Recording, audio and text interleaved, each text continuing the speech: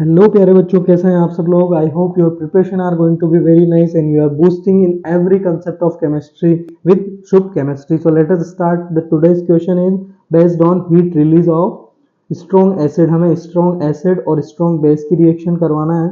तो पूछ रहे हीट ऑफ न्यूट्रलाइजेशन कितना निकलता है। सबसे पहले हमें पता होना चाहिए, जब भी स्ट्रॉन्ग एसिड स्ट्रॉन्ग बेस के साथ कंप्लीटली न्यूट्रलाइज होगा तो कितनी हीट इन्वॉल्व होता है। इट इन्वॉल्व 57.1 किलो जूल पर मोल, यानी कि माइनस रिलीज क्यों होता है, इसलिए माइनस, और इतनी एनर्जी रिलीज होता है।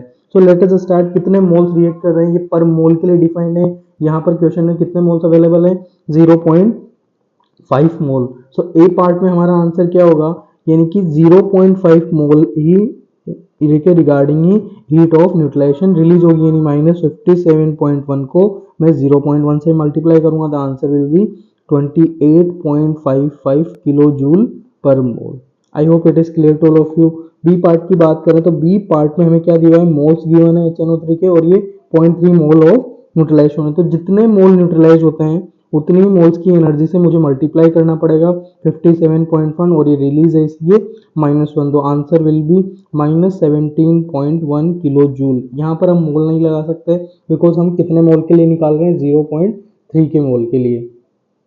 बात करते हैं इसके सी पार्ट की। तो सी पार्ट में हमें वॉल्यूम गिवन है, मोलरिटी गिवन है, और इसके भी मोलरिटी वॉल्यूम गिवन है। तो हमें पता है कि जितने मिली इक्विवेलेंट न्यूट्रलाइज होंगे उन्हीं को मुझे मल्टीप्लाई करना पड़ेगा डेल्टा एच ऑफ न्यूट्रलाइजेशन से। तो कितने मिली इक्विवेलेंट एसिड के हैं, सबसे पहले बात करें HNO3 के। तो HNO3 के 0.5 मोल है, ये मोल्स गिवन है। इसी तरह इसके जो मोलरिटी गिवन है वो है 0.2। HNO3 की बात करें 100 ml, वॉल्यूम हमें गिवन है, volume that is 100 ml, molarity given है, और इसका एन फैक्टर कितना होगा इज 1। इसी तरह HNO3 किसके साथ न्यूट्रल हो रहा है, KOH के साथ। तो KOH का अगेन मोलरिटी हमें कितना गिवन है, 0.2, और वॉल्यूम इस बार कितना ले लिया है, 200 मिलीलीटर, और इसका जो एन फैक्टर है वो भी 1 कंसिडर है। तो N1 यानी कि M1 V1 into n factor is equal to M2 V2 into n factor of this।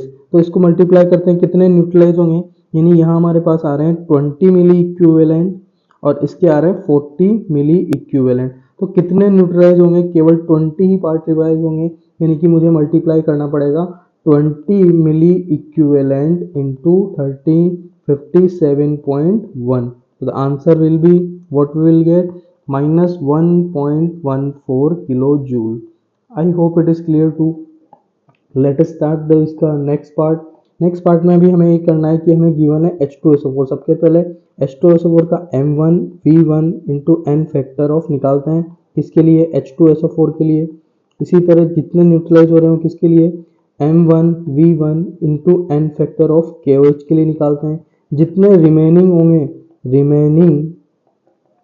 Remaining और इक्विवेलेंट रिएक्ट, उसी को मल्टीप्लाई करेंगे डेल्टा एच ऑफ न्यूट्रलाइजेशन से। तो इसका आंसर हमारे पास कितना आएगा, H2SO4 की बात करें तो 200 इंटू 0.1 इंटू 2। इसी तरह इसका बात करें तो 150 इंटू 0.2। तो यहाँ से 40 मिली इक्विवेलेंट है, और इसके 30, यानी कि कितने रिएक्ट किए होंगे, 30 ही रिएक्ट किए होंगे। तो आई विल मल्टीप्लाई 30 इंटू 57.1, और ये हीट क्या होगी, रिलीज। तो आंसर विल बी क्या होगा, -1.713 kilo joule. I hope it is clear to all of you. Thank you guys, don't forget to like subscribe the channel.